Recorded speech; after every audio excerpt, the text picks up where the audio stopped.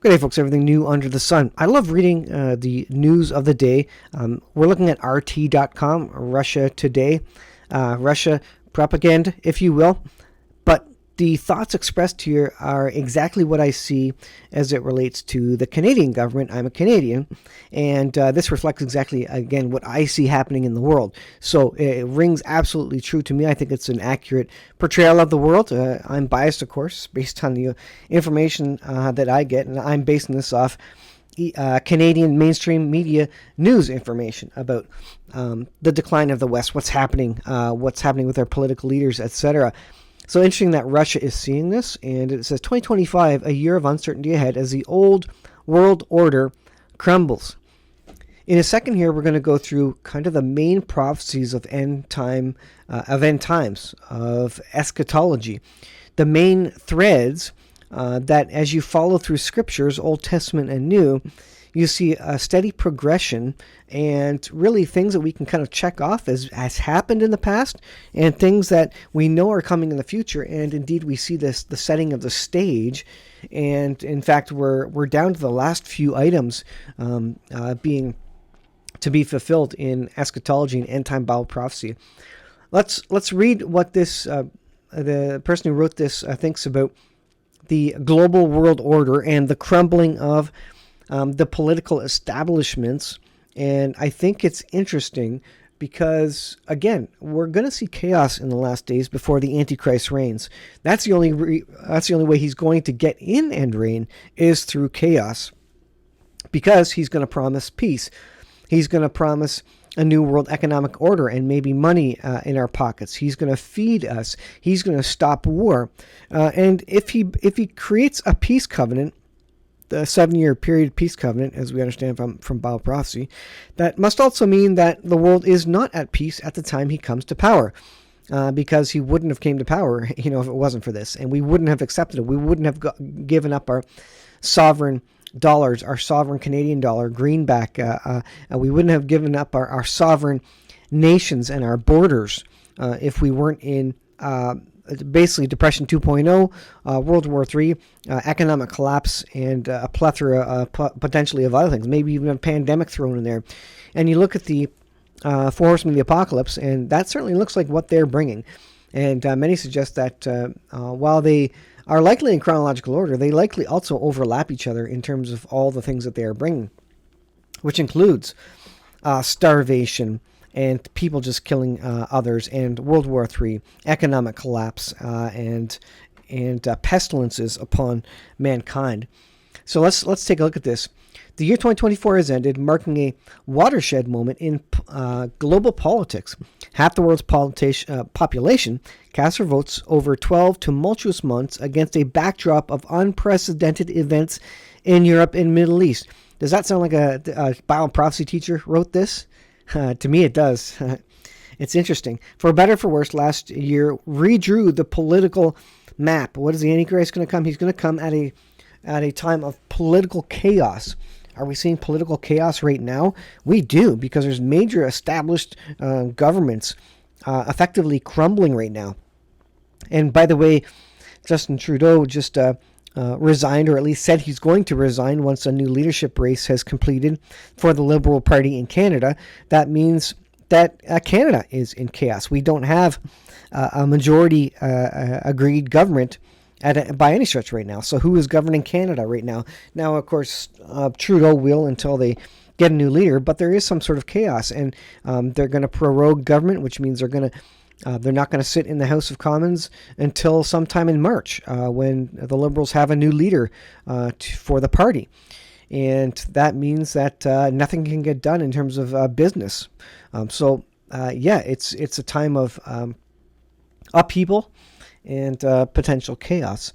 And this is what's happening around the world as world leaders, WEF leaders, backed leaders, leaders who have signed on to the World Economic Forum and other organizations, they're falling. And the people are choosing otherwise. The people are choosing more conservative governments. You look at Trump, Trudeau, Millie over there in Europe, and several other governments where people are voting for conservative governments. An interesting thing happening in the last days. Elections across the West revealed that the old elites, the architects of the first quarter of the 21st century, are losing their grip. For the first time in a decade, they failed to sell an inspiring vision of the future. Faced with the risk of losing power, they compromised their own principles. So speaking of the corruption, they're doing lawfare, they're lying, they're gaslighting, they're doing everything they can to stay in power. And it says resorting to undemocratic tactics. That is 100% what you see during the Biden administration happening right now, during the Trudeau administration in Canada happening right now. We see undemocratic tactics. By the way, the trucker convoy that happened in Canada, that was ruled by a judge to be illegal. It was not legal. Now, the Liberal government is appealing that, but that's undemocratic tactic to bring in the Emergency Measures Act to deal with what otherwise was peaceful protesters in Ottawa. Such as, it goes on, undemocratic tactics such as censoring media outlets and using legal means to stymie opponents. This is everything. It's talking about everything that has happened in the West, in the U.S., in Canada, the mainstream media, the lawfare that's happening. In some cases, these efforts resulted in humiliating defeats. In others, they barely cost. The liberal democratic model, once cherished by the United States and Western Europe, now stands weakened and questioned. This coming from a communist country and a mainstream media outlet. And this is interesting. Post-Soviet countries, long looking to the West for security and direction, are now re-evaluating their options. Now, the Bible speaks about a 10-country confederacy and a one-world leader. And this is what they're saying. Post-Soviet countries are looking away from the West now and looking for other partnerships. The conflict in Ukraine has demonstrated that neither America nor Western Europe will fight for them. For many, the lesson is clear. They must seek alternative guarantees for their safety. The guarantee, at some point, as we get desperate, will come from the Antichrist, who will guarantee the safety of nations. Whoever hops on board his mandate and votes for him and accepts his one world currency. And for everybody else, they're going to be left out of the economic system. They're going to be left out of the world trading system, the supply chain system. They're going to be left out. And so there's not going to be many countries at that point in time. They're going to be desperate. So people are going to vote lock, stock, and barrel for the Antichrist. So let's take a look at some of the main prophecies that are recurring themes in eschatology, and just see what we've been through so far. This is crosswalk.com, 11 end-time prophecies explained. This was December 5th, 2024. It was updated at least. Going to go through them quickly. So the book of Daniel, Old Testament book, this describes the idea of the 7-year period, the tribulation and the great tribulation, the first 3.5 years, the last 3.5 years, the abomination of desolation. This is what Daniel, the prophet, speaks of, and it's a vision that he had. The book of Daniel provides an overview of world events from the days of King Nebuchadnezzar of Babylon all the way to Christ's crucifixion. So it shows a future history, a timeline of nations that would occur in history right up until the coming of the Lord. So this is pretty significant. Did this turn out to be correct? I think you'll see that it has so far, and it is quite a milestone chronological chart. Daniel forms a framework for the book of Revelation and for understanding Bible prophecy. Daniel 77's prophecy encompasses a chronological framework for the history of the Jews from now until eternity, i.e. Christ's second coming. The book of Revelation fits into this framework directly. So prophecy 1, Nebuchadnezzar's dream. So Nebuchadnezzar dreamed of a huge multi-metallic man. So this is the big multi-metal figure that you see in images. So golden head, chest and arms of bronze, belly and thighs of brass, feet and toes made out of iron, mixed with clay. Daniel explained to Nebuchadnezzar that the different metals represented different kingdoms. Babylon was gold, Media Persia was silver, Greece was bronze, Rome was iron. The iron mixed with clay represented a future conglomeration of loosely federated governments united around one man who Daniel identifies as the Antichrist. And this is where we get into modern day. It's going to be a loosely federated governments, a loose collection of countries who have kind of sort of given up their sovereignty and their decision making, kind of like we did during the pandemic to the World Health Organization, right? Similar idea, but they give this a lot of power to this Antichrist figure. The nations were in chronological order from top to bottom. We see here the devolution of human governments. So remember, just like the law of thermodynamics, things move from, it's called entropy, from order to chaos. This is the devolution of human governments. They decay over time. The value of these kingdoms begins with gold and ends with iron. So less value over time. It says the lesson here is that all governments degenerate over time and that God is ultimately in control of each of them. So yes, God is in control. God is in control of whether the next government in Canada will be a conservative one or a liberal one. God is in control of Donald Trump and Biden as he stands right now. God is in control of all this. And the warning is that often you get what you deserve, right? So beware of the government that is over you. But by the way, we're also called to respect the government over us. As explained in the book of Revelation, the 10 toes represent 10 nations occupying an area of the old Roman Empire. These nations will come together in the last days in an attempt to destroy Israel and take over the world. The nations don't get along very well, just as iron doesn't mix well with clay. Revelation describes these nations along with several others that will all be led in a loose coalition by the Antichrist. It leaves open the possibility, talking as a tangent here, that there are nations who have chosen as a nation, as a citizenry, to not join this. It would be great, if Canada, if the United States somehow were able to vote in a government which denied the ruling over of the Antichrist on our nations. That doesn't mean it's going to be good times in our nation. It's going to be hard as we're disconnected from the world monetary supply, the world manufacturing, the supply chain in general. What happens if China is not supplying us with any goods at all? That's going to be a really hard time, right? So it's not going to be easy, but at least we wouldn't be under the control of the Antichrist. And that's an interesting speculation. Are all nations under the control of the Antichrist, or are some simply sidelined and not spoken out about in Bible prophecy because they didn't choose to go along with the Antichrist? I would hold hope that there would be some countries that would vote accordingly, but that's yet to be seen. Prophecy 2, 490 years. So these are the years of Israel, and it's for paying for basically the sin of Israel. Daniel 9:24 is an overview of 77s and decreed upon the people, your holy city, to finish the transgression, to put an end to the sin, to atone for the wickedness. So to atone for the wickedness of the Jewish nation, it was appointed them 490 years to pay for that, to bring in everlasting righteousness. So at the end of 490 years, everlasting righteousness comes in to seal up the vision and the prophecy and to anoint the most holy. So this is the second coming of the Lord Jesus Christ, because that 490 years isn't totally completed. It says...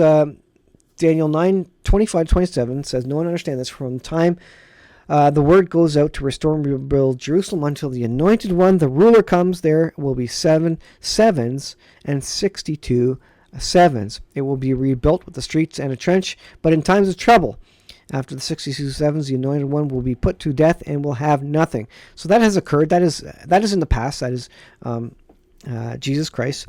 He was put to death. He died on a cross for my sin and your sin. He's coming back soon, by the way. The people of the ruler who will come to destroy the city and sanctuary, the end will come like a flood. War will continue until the end, and desolations have been decreed.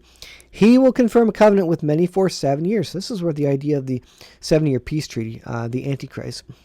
And he will put an end to sacrifice and offering.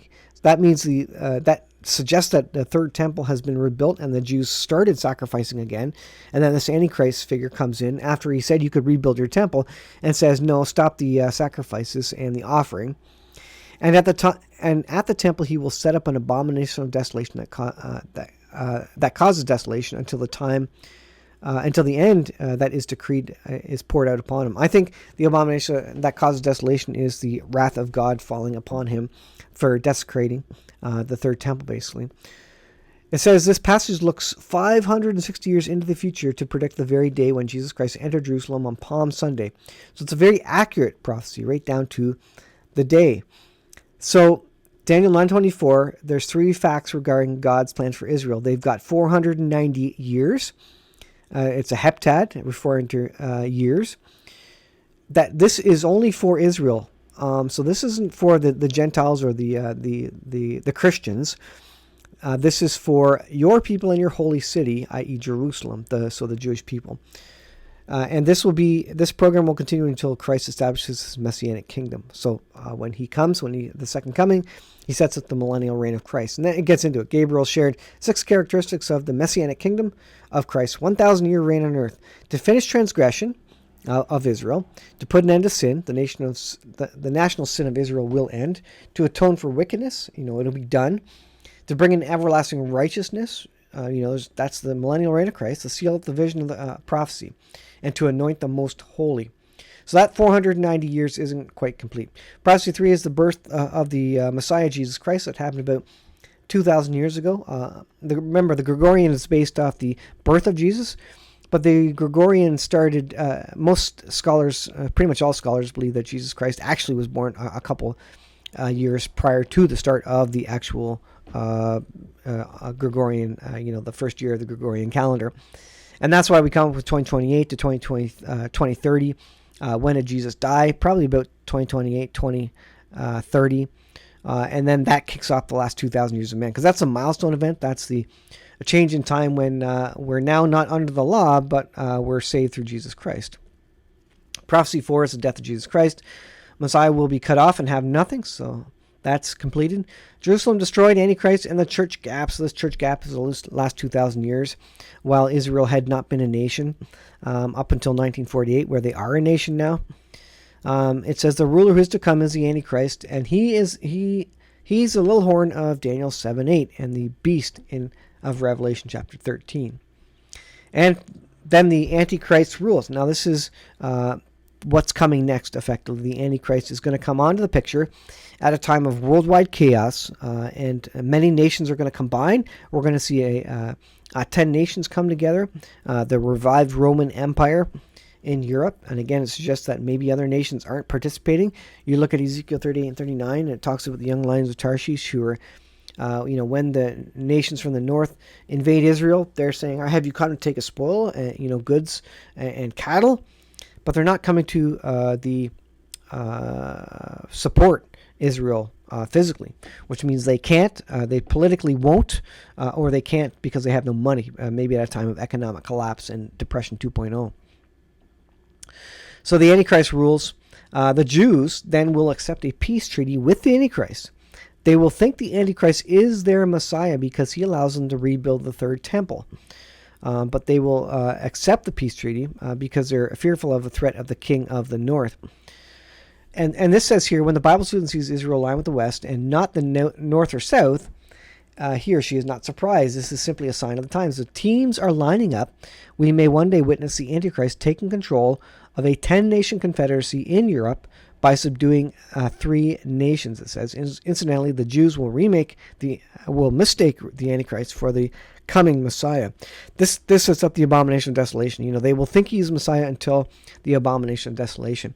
And that's what this prophecy 9 is, where the Antichrist breaks the peace treaty.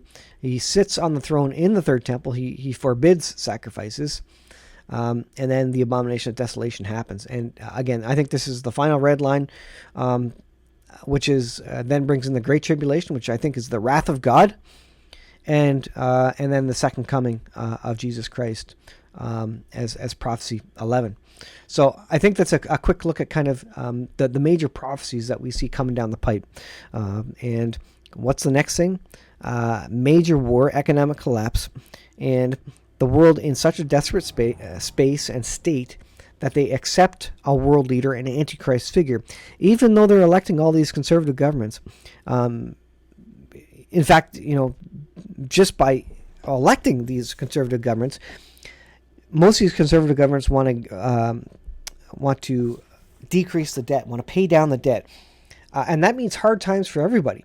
And nobody likes that. People usually only vote for politicians who are going to give them handouts, who are going to give them, more tax money and cut their taxes and all these things.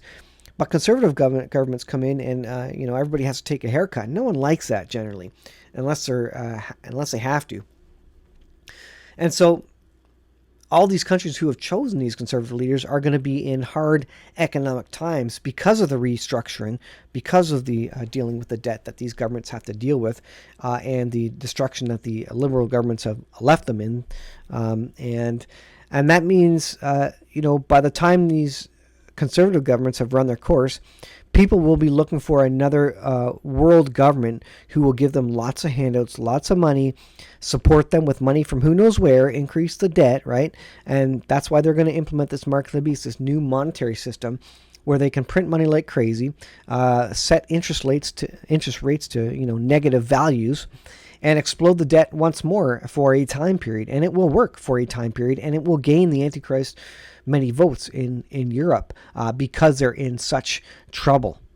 So, again, a quick review. I don't want to leave it too long, but I think this article out of RT.com is very interesting and closely aligns, I believe, with end-time Bible prophecy and the things that are coming down the pipe. 2025 is going to be an amazing year to watch. Stay tuned. Watch Bible prophecy. Look forward to the coming of the Lord. There is a crown for those who are expectant and are waiting, just like the virgins of the 10 virgins parable. The ones that were waiting, it's them that the Lord is going to bless, and it's them that will get the crowns and will get appreciated, I guess, for lack of better terms, because they were watching, they were ready for his return, and that's what every groom wants. He wants his bride ready to go. So I'll leave there, guys. Thanks for watching. We'll see you in the next video.